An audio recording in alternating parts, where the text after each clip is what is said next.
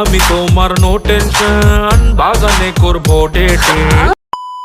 Hello ভাই বোনেরা, welcome to another brand new video. আজকের ঘটনা কি? তো আমি এখন কথা বলবো শরীফুল রাজ এবং ইদিকা পল অভিনীত এই সিনেমা কিন্তু অনেকদিন যাবতই শোনা যাইতেছিল, ইভেন প্রিয়তমার পরপরই শোনা যাইতেছিল যে ইদিকা পল এবং শরীফুল রাজ জুটি বেঁধে কাজ করতেছে কবি সিনেমাতে।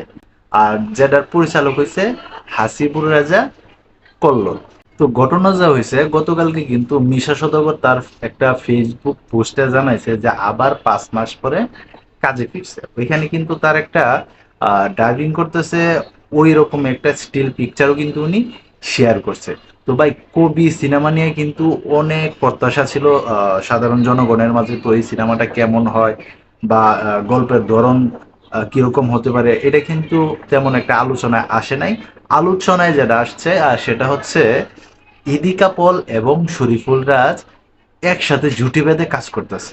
ইয়েস, ইদিকা পল কিন্তু সেই নায়িকা যে কিনা টিভি পর্দার একজন অপার বাংলা জনপ্রিয় নায়িকা, এবং সে শাকিব খানের সাথে সর্বপ্রথম বাংলাদেশের কোনো সিনেমায় তার অভিষেক ঘটে।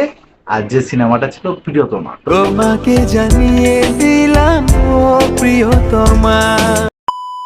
আপনারা তো জানেন যে প্রিয়তমা হিউজ পরিমাণ একটা ব্যবসা করছে। তারপরে কিন্তু ডিরেক্টর কল্লোল সাহেব কিন্তু শরীফুল রাজ এবং ইদিকা পলরে জুটিবদ্ধ করে এবং কবি সিনেমা নির্মাণের ঘোষণা দেয়। তো এই সিনেমা কিন্তু অনেক দিন যাবতই কোনো আলোচনা আসতেছিল না। সত্য কথা, এই সিনেমা আসলে কিন্তু আলোচনায় নাই। তার মধ্যে দিয়ে বাংলাদেশে অনেক সিনেমা রিলিজ হয়েছে, অনেক সিনেমার আলোচনা চলতেছে, সমালোচনা চলতেছে, কিন্তু এই কবি সিনেমা যেন নীরব হয়ে গেছিল।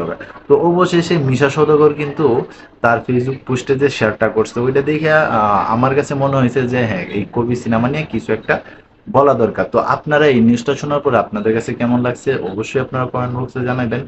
তো এই ছিল এখনকার মতো ভিডিও। তো সবাই ভালো থাকবেন, সুস্থ থাকবেন, কাছের মানুষটা ভালো রাখবেন। ধন্যবাদ সবাইকে। আল্লাহ হাফেজ।